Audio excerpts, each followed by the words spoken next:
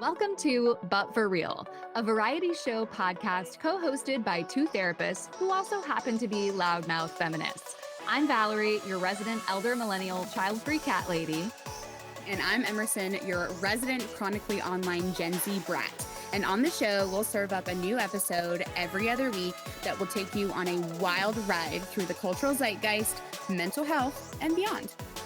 You'll definitely laugh and TBH sometimes maybe cry a little because this is a silly and serious show. Buckle up, my friends, and let's get into today's episode. Today's episode is all about boundaries. Now, of course, we're therapists. We talk about boundaries in these episodes all the fucking time. But we haven't done like a boundaries deep dive. So I just want to know how your relationship to boundaries has changed across your life as someone that's, old. And I'm just so sprightly and young. Oh my God. She's over there in session going, what is happening in there? Sorry, bro. So, yeah, it's interesting for me to reflect on this because I like not to be a bitch. We'll be a bitch. But that's I feel like I've always kind of been good at boundaries. I Like, see that for you. I'm just not here for bullshit, and never have been. Well, sure. Now, I think in the past I was maybe a little bit more willing to kind of contort myself and, certainly there would still be situations where that temptation would be there. But for the most part, I'm just like, listen, I'm going to be straight with you about what I can do and what I can't. So take it or leave it. I respect that about you. I hope you know that. Thanks. What about you? I feel like my relationship to boundaries is certainly changing the older that I get. Maybe just from like a mere survival perspective where I'm like, oh, It has to it has to change. Like you can't meet to meet. You can't just be doing what you're doing. And I think my relationship to that has always been very framed around like being a Brit, like a very overly polite people, like our culture kind of around like politeness and manners and just like our way of being, like very don't rock the boat, stiff upper lip, stuff like that. So like that always really, I think, was the underbelly of what informed my ability to like appropriately take up space and to like make space. I think it's changing. Me and my family joke all the time that like we think we're becoming more rude the longer time that we spend in this Am I rude or am I just setting appropriate boundaries? Right. And like that's why I think this conversation is so important, especially amongst women, because I hear all the time language where someone's trying to set boundaries and we think that they're a bitch. Right. And I'm like, well, is this about being a bitch or is this just about having an appropriate boundary with someone? So I wouldn't say I've mastered this or that I'm really great at it or that I like can be as wise and sage And as old. Valerie and old. I just had to throw that in there just to get a little crazy with it. But I think it's becoming more survivalist, more important. So I'm excited to see where it goes. I'm open to keep growing. Okay. I'm open to being a student of myself. Excited for this era for you. Thank you much. Less self-sacrificial, perhaps. Hey. Now it's time for our first segment, Tea and Crumpets, where we tell you what we can't stop talking about this week. My tea is I'm just a fucking girl. And if you're not cued into these two things, I don't know how girly that you are. Obviously, we're coming up on the end of the Olympics. At the time of this filming. At the time of this filming. Many a thought there, just in general. But Alyssa Liu, I mean, Just my jaw on the floor. on the floor. I can't stop watching her. Yeah. That gold dress performance and her exhibition performance to Stateside by Pink Pantheress and Zara Larson. You're fucking kidding me. I'm like, get the 20-year-olds at the Olympics. I want to see them. I want to see Gen Z, Ilya Malinintu. I'm like, get the young people at the Olympics. They're serving. And not only is it just like a total serve, I've never seen... Like, I don't really give a fuck about the Olympics. I do, but I don't. Right. And the Winter Olympics, really the only thing I'm It's the locked in figure for is skating. figure skating. Yeah. Get out of here. But, like, I just think of, like, some of the the small amount of history I know about that sport and just, like, the Russia of it all and, like, young people and doping and all this crazy shit. But, like, to hear a young, like, woman that is an athlete talk about, like, yeah, I lost my spark for this sport and, like... Yeah. you know, this wasn't like going to be my whole life. And like now I decided to come back and like at a healthier way. And no one's going to give me like encourage me to have an eating disorder. And I'm going to do this like healthy and proud and for fun. Like to even hear a young person say, I'm coming to the Olympics like for fun. Yeah, like her and Simone Biles showing God. how it's done, showing how to set a motherfucking boundary. It's done. I mean, Simone Biles, I have so much respect for her. Yeah. Like, wow. But I just can't, just like seeing what that's like. I'm curious for you, like, not to be like, Valerie, but like, I mean, women, like, at this, like, caliber, right? Like, is so wild to think about. And I know you were posting on Instagram in your stories about her too. So just what's your truth on this diva? Well, right, the juxtaposition between the Carrie Strug of it all, right, and these people saying, I am only going to continue to compete at this elite level if it can coexist with joy in my life. And I don't know Carrie Strug's truth. Like maybe she like feels happy and proud that she pushed herself in that way, and you know, previous generations of these elite athletes, and I mean Michael Phelps, you know, how the pressure of that can just crush you. So seeing someone say, like, be able to, not only was that sort of reclamation of what the priorities were necessary for her to just be a healthy young adult, but also arguably it won her the fucking gold. And that's like, as someone who's so interested in high performance, I'm just like, take notes, right? Like take notes on what joy can open up for you. And just I was late on watching her performance. I watched it while I was waiting for the airplane to take off the other day, and I'm sitting in my seat next to these strangers like crying as I'm watching it. Like, me too. Just, I mean, and I was fascinated how powerful it is even to experience the second hand of that, to witness it. I feel so much joy. And then on top of that, punch. Baby punch the monkey. Because we have the exact same tea and crumpets as we can't shut the fuck up about these two things. I can't stop thinking about that little guy. He's in my brain. I'm just like looking, and I can't talk about him other than talking like this. Because it breaks your little heart. Baby. Yeah, he is just a baby. He's a baby, and he just wants a mommy and friends. And those little motherfucking monkeys that were dragging him, bitch, I stood up. Yeah. And then I was like, this is why I'm not a Jane Goodall of it all, babe. Because I would be like, Yeah. And these monkeys are like, oh, fuck you up. Oh, fuck you up, bitch. And I'm like, no, you're right. Because monkeys scare me. Yeah, well, they're fierce. Yeah. Yes. And I do wonder, like, because, you know, I saw all this punch content, and then me being the PETA girly that I am, you know, I saw what they were posting, and it's like, hey, guys, like, maybe don't keep amplifying this content because he's living in this, like, cement prison. Yes. Which is so sad. Yes. And so it's like, I'm simultaneously so happy we're having a Moodang sequel of seeing this, like, sweet baby that we all get to be collectively obsessed with and want to be protective of. Yes. And yet the reality of the unfortunate circumstance this being is in, and I just wish that we could, like, free him and put him in a real sanctuary. But then I wish that for all of the animals, and you know, and I know you mentioned zoos later, and like, not all zoos are created equal, so let's acknowledge that. But being in a cement box ain't it. No, it's sad. I love you, Punch. I love you, Punch. And like, I want him to be so happy. And yes, a teaser to later, because I put for my dumpster fire Phoenix. I feel so strange about zoos. Like, I personally, with my adult money, don't support zoos. Like, I don't go, or aquariums. And people get really weird about that. Yeah. But I'm like, whatever. It's my fucking dollar. Yeah. But yes, little Punch. Oh, love you. And just, I love, the collective loves a baby animal. Yes. It brings us a little bit of light in like really awful times. And am I correct that he has started to develop some relationships? He has. One of them has kind of taken to him. And so I'm like, okay. So like, we get to like in real time watch that, which is pretty cool. And like, we love an underdog story. Oh my God, we fucking love an underdog. We are the underdogs. The undermonkeys. The underbubboins. Now it's time for Step Into My Office, where you get advice from your favorite professionally qualified, personally peculiar therapists. Dear Val and Em, I've always been the easy one in my family. I'm the one who smooths things over, always shows up despite my personal life, and I'm the one who doesn't make a big deal ever. Recently, I told my mom that I can't be her emotional sounding board about my dad anymore. I tried to say it gently and honestly, but she cried and said I was being cold and uncaring.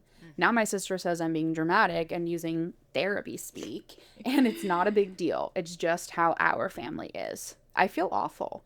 Part of me knows I can't keep absorbing everyone else's stuff because it's literally draining, but another part of me feels selfish that I'm not being a good daughter. My family has gone through a lot, and I want to be there for them, but I just don't think I can in the ways that they're used to anymore. How do I set a boundary without feeling like I just set the house on fire? Sincerely, recovering family glue stick. Oh, family glue stick. Bitch, are you me? I'm like, what? I'm sorry. Wow. Emerson, I didn't know you wrote in a submission. Whoopsie. I mean, just so many thoughts. Right. I guess to start, like, I understand the whole pushback of like, oh, this is just therapy speak, because Right. there are circumstances where people are weaponizing therapy language and Oh. not doing it in appropriate ways. And so, like, let's just, say, yes, that is a thing that can happen. But listener, it does not sound like that's what's happening here. And I absolutely have heard of clients who, like, say with, young adult client, parent, where they have, tried to set boundaries and maybe use that word and had the parent just be like, that just sounds like therapy bullshit. And it's like, actually, turns out that it's kind of like a healthy thing to do. So, Well, and that response just always Yeah. tickles me so bad because I just had a recent conversation with a friend about this with her mom. And, some of the same, like, oh, this is just like therapy bullshit. Why is that?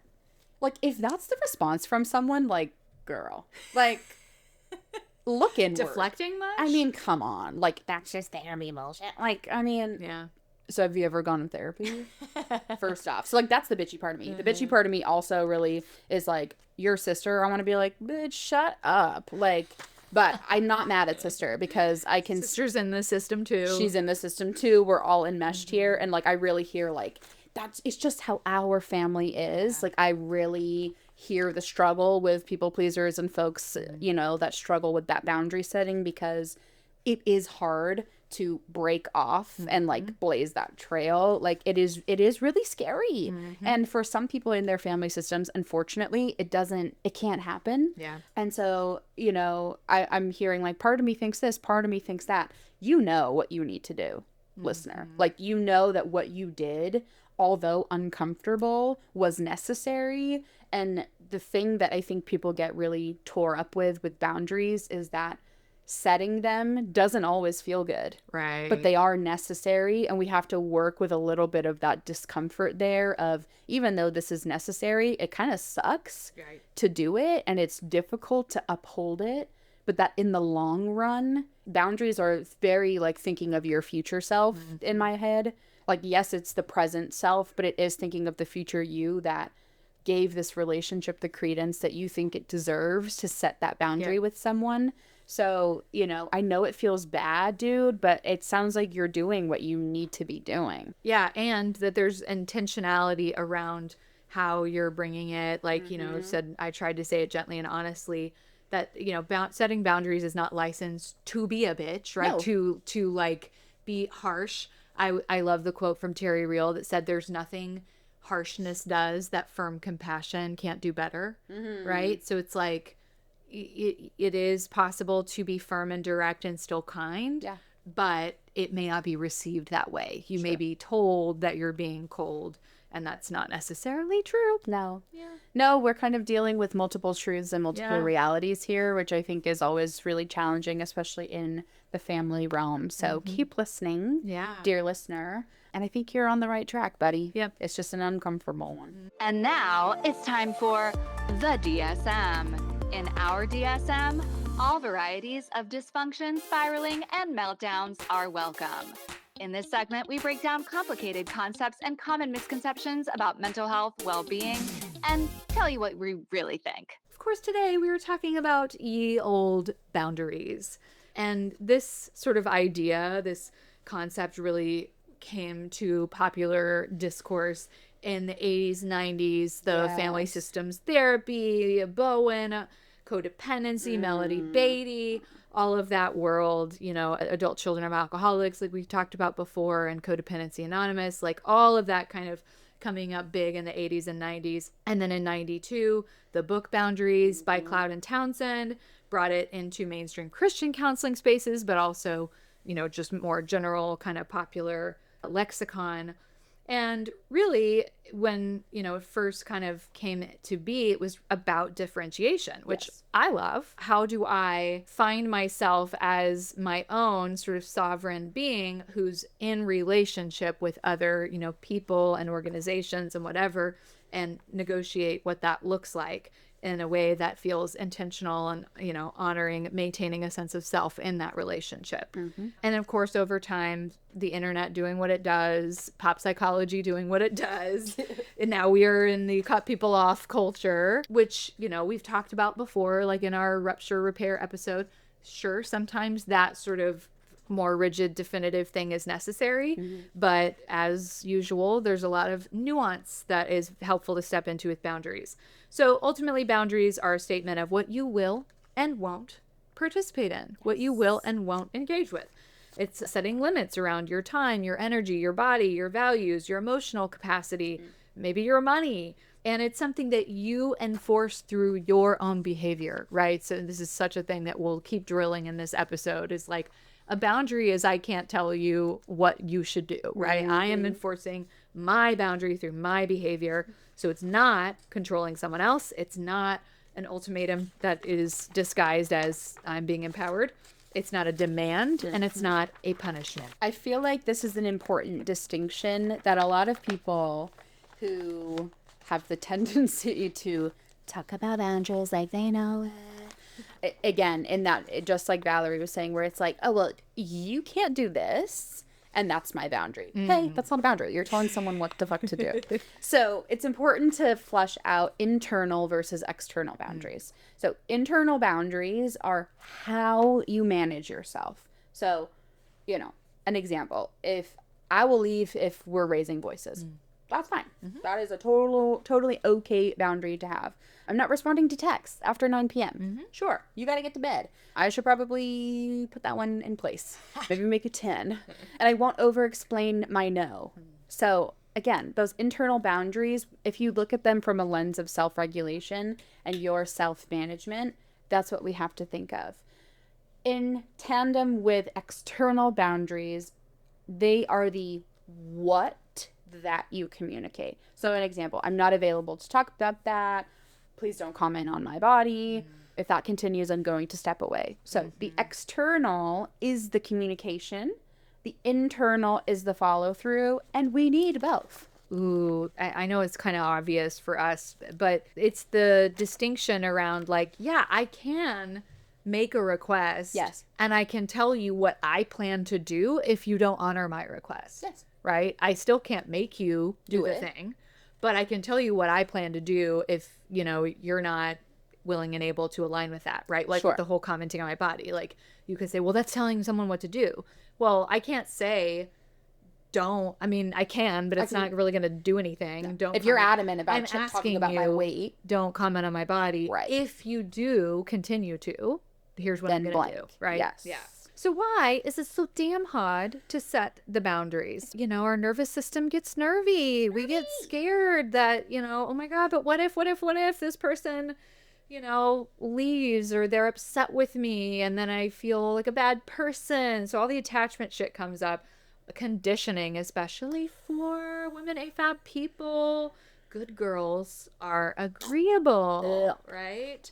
And we see the Katherine Heigls and Anne Hathaways of the world get labeled difficult. Trauma, of course, can affect this. Like if boundaries were pushed, it can feel hard to set them. Identity, if you've been rewarded for over-functioning, Yes. is, a big one. And power dynamics, that if depending on the relationship, like let's say there's a, you know, thing with a boss or supervisor or something, or even, you know, a parent who maybe is still paying for some of your stuff, that there can be financial, cultural, safety sort of things at stake.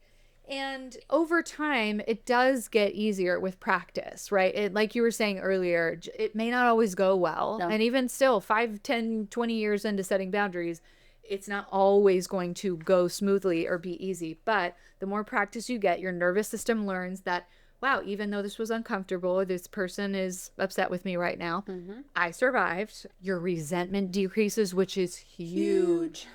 Carrying that around does not feel good. Your self-trust increases because you're honoring your own needs.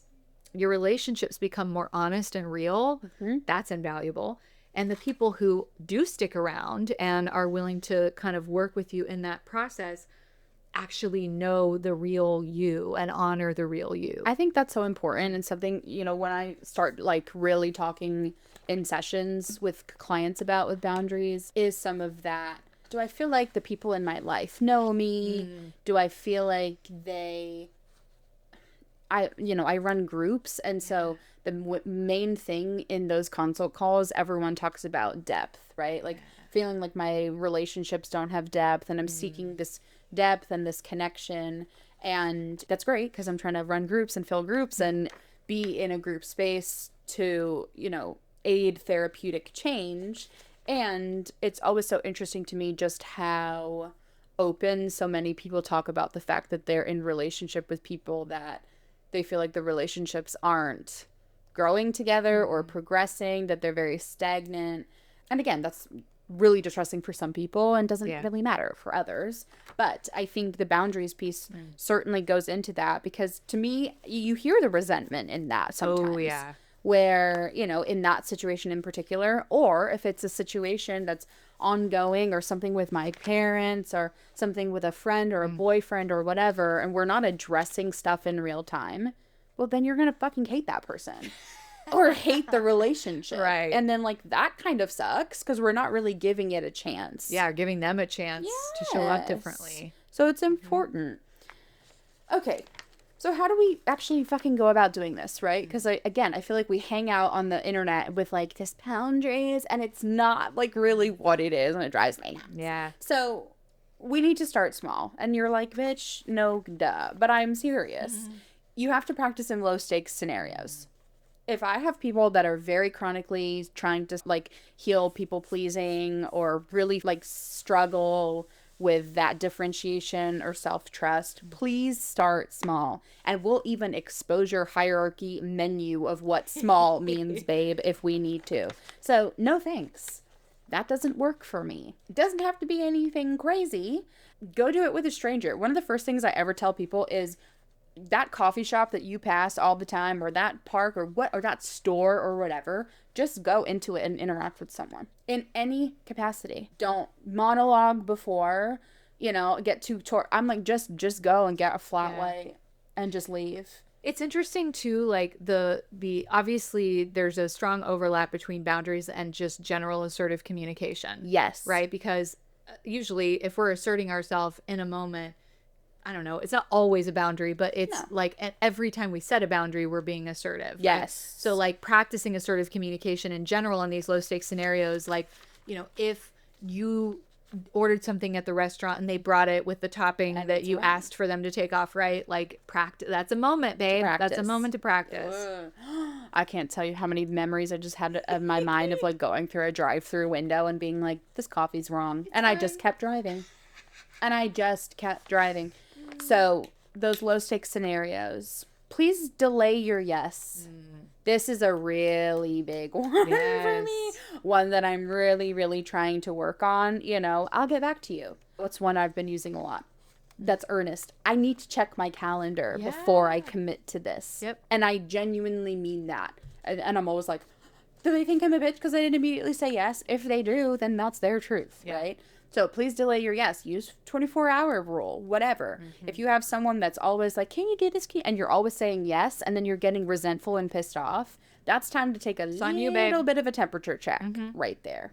Another big one for me, using fewer words. So the over-explaining of things just oftentimes is confusing to yourself and to somebody else. I have quite the tendency to be like, and this is what and I'm like, just stop. Like, just say what it is. Because I think that there is, we were talking about this in my neurodivergent group the other night, the tendency to be hyperverbal or over-explain because you're so worried that someone isn't understanding your intent. So, but that over-explaining can kind of invite negotiation, or if you have someone that really struggles with boundaries and likes to give you a bit of pushback, then you're getting fucking steamrolled. So, yes. And then expecting discomfort, kind of what we were already talking about with our step into my office submission. But the discomfort does not equal danger. Being able to check in with yourself and say, okay, I'm really uncomfortable right now, but I'm not unsafe, is a huge one that I love to teach anxious people about, because I'm anxious people. So being able to recognize that it may not feel great when you set the boundary, or you use assertive communication, or you stand up for yourself, whatever it is. It may not feel great in that moment, but it is great that you did that. So learning that it's not always like this big fat dopamine hit that we think stuff is. And then kind of anchoring into values and looking at some repair. So, I think a lot of times with boundaries, why does this thing matter? If I have a coworker that is always asking me for rides to work, and now I'm getting pissed, now I'm getting irritated because it's really far away and I have to go out of my way to go get them, and I'm making all these justifications. What's the value? If it's I value rest and I'm going 45 minutes out of my way to pick coworker up twice a day, yeah, you're probably not resting. Right. That's interrupting Cutting into your sleep time. It's cutting into your sleep. It's cutting into your personal time. Is it affecting your finances? Whatever, right? So really find an anchor point to your values and start small. If you want to kind of start isolating one relationship or one thing, think of the value behind that you're feeling far away from, or that you want to move closer to by setting those boundaries. And then lastly, just repair if needed. You can soften tone without erasing a boundary, even if it kind of comes out a little bit clunky. That's okay. Check out our repair episode. I feel like that was a really great one to talk about just repair in general. But I think a lot of times people approach, you set a boundary down, someone reacts poorly, and then your inclination as a first time or new boundary setter is to say, okay, well, forget about it because I upset you and it's not going to happen. That's then not honoring yourself, right? And it's not honoring the person and the thing that you set out to do. So you can repair without completely snatching that boundary back and being like, just kidding, And on the flip side of that, it is okay to be mindful of your tone. Yes. And look at what's going to be most effective here. It might be that my direct thought would come out kind of harshly, harsh startup, right? How can I soften that a little to where it's more effective and might actually get me more what I want. Maybe, maybe not. But, and it's, it's kind. Yeah. Even if it's firm. So we wanted to also make a little note to listeners who maybe had boundaries set with you by someone. Because guess what? It's a two-way street, and this will happen at many points in your life. Somebody will set a boundary with you. It does not mean rejection, right? They hate you. Right, exactly. I mean, of course, cutoff culture, maybe there are times that they're like, hey, fuck off. Right. Which doesn't necessarily mean it's about you. But yeah, it might feel like loss, and your hurt is valid, right? Mm-hmm. But their limit may also be valid. And you may have two different perceptions of whatever is going on, and neither one of you are necessarily wrong. But really just getting curious about what is coming up for me, what can I take from this? Is there anything of this that I need to examine based on what was communicated to me? And what of that actually fits and I might want to kind of do some work around? And what doesn't fit? What's maybe kind of tells me more about them than it does about me, because that will happen too. Boundaries are ultimately, a bid for a relationship that's sustainable and real. And if someone didn't care about you at all, they wouldn't even bother setting the boundary. They would just ghost you. No. Boom. Mm-hmm. So, but for real, boundaries are not about becoming harder or being a bitch. They're about becoming more honest. And so if your relationships require you to completely self-abandon your truths, your values in order to maintain these relationships, then I fear they are not sustainable. Boundaries do not end healthy relationships. They refine them. That's the biggest myth buster, I think, literally of all time. And people have boundaries not because they're ruthless, but because they refuse to just disappear. And I love that. Right? Thank you for trying. Thank you for trying. And now, our musical segment, Now that's what I call okay, where Emerson and I each share a song with each other each week as representatives of our respective generations. We tell you a little bit about the song or artist, and then we press pause, we share the song with each other, and then we come back for our live reactions. And we're capturing it all on a Spotify playlist linked in the show notes for you. So I wanted to go with theme. I've been dying to talk about Katie Turner. I had a song. It was Maddie Zom, and she co-wrote that with Katie Turner. Okay. So this is her. The song is called Therapy. So I just thought it was a perfect boundary song. So I first learned about Katie Turner, if you were unfamiliar. She competed on season 16 of American Idol, which was around 2019. She placed in the top 7 and was totally a crowd favorite. Like, cool. She was really great. Everyone loved her. She was so, like, she was like the kitschy, quirky one of the season. But this song, Therapy, is from her second album, Heartbroken and Milking It. What a great title. So good. She released it in 2021. And really, the album is small, but I, like, went back through my Spotify and I had every song liked on it. So I was like, oh, so I was into this album at that time. But yeah, just listen to the song. I feel like it really spells out boundaries and everything so well. Amazing. So I'm excited. I liked it. It's cute, right? Yeah, Just it's kitschy. really cute. And she's got a fabulous voice. Oh my God. And this is going to sound like a backhanded compliment, but I mean it genuinely.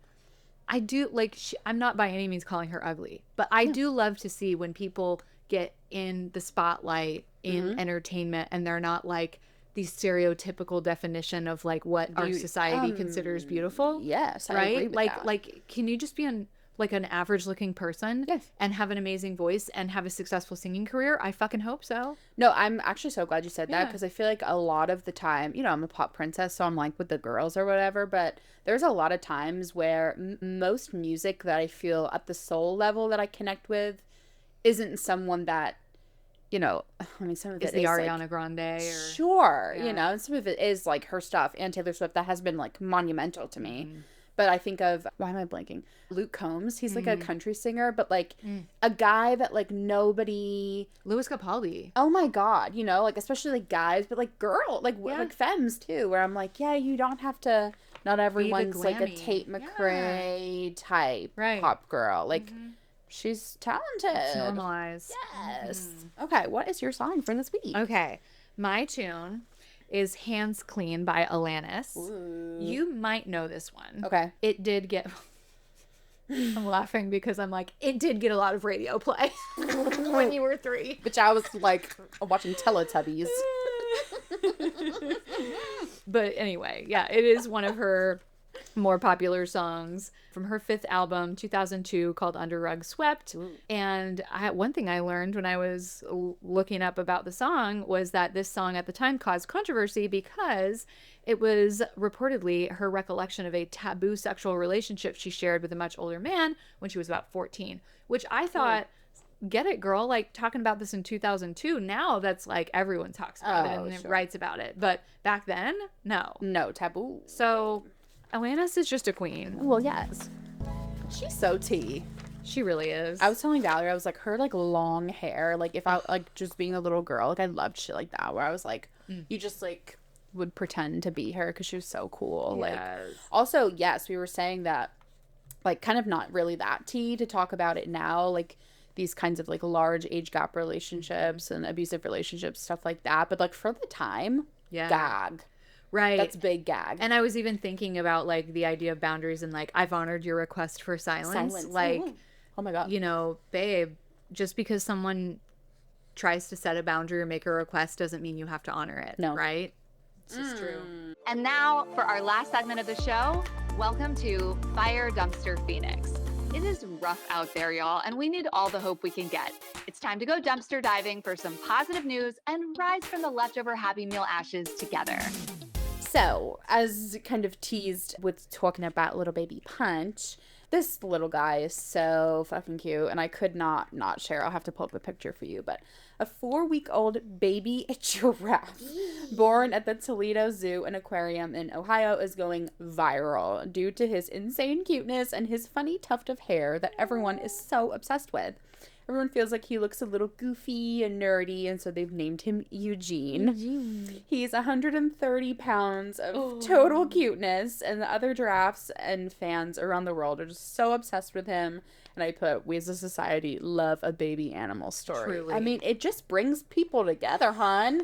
Democrats and Republicans, we don't need policy work. We just need Mudang, Punch, and Eugene, you know, in safety. And we're all like, yes. Can we somehow use these like shared love of these animals to bring us together? Because that'd be great. That would be great. Yes. Oh my God. Okay, so mine is that there is this woman, Megan McKivney, who decided that she was tired of all the news being so dark, so she decided to go out onto the streets of New York City and with her little sign being like, tell me your good news. Aww. And of course, you know, we can get cynical about like, she's a social media consultant, she's building a following, whatever. But do you? So she's posting the videos of people sharing their good news, whether it's at the subway stops or just on the street. She's meeting people who are like celebrating music deals, friendship anniversaries, milestone birthdays, getting into their dream college, like just cool stuff. So I love that. Just another little person trying to spread the sunshine. I love shit like that anyways, like videos where someone's like, can you hold this bouquet of flowers, and then he runs away, and then the little note is like, you're so worthy, or like whatever, and these people are like having this huge bouquet and they're like, what? Like, it's so cute, and I don't care if it's fake. I mean, I do care Random if it's acts fake, of kindness. but like I love stuff like that. So shout out Megan. That's so sweet. Yeah. All right, listeners, that's all we got. Go watch videos of Baby Punch. I know we will. Do it. Bye. This has been another episode of But For Real, hosted by Valerie Martin and Emerson Ryder, and edited by Volt Productions. But For Real is produced by the Gaia Center for Embodied Healing. The Gaia Center offers individual, couples, and group therapy for clients across Tennessee and in person in our Nashville office, as well as coaching and other programs for clients worldwide. For show notes or to learn more about our work, visit GaiaCenter.co or find us on Instagram at The Gaia Center and at But For Real Pod. But For Real is intended for education and entertainment and is not a substitute for mental health treatment. Also, since we host this podcast primarily as humans rather than clinicians, we are not shy about sharing our opinions here on everything from snacks and movies to politicians and social issues. Thanks so much for listening to this episode. See you next time, bestie!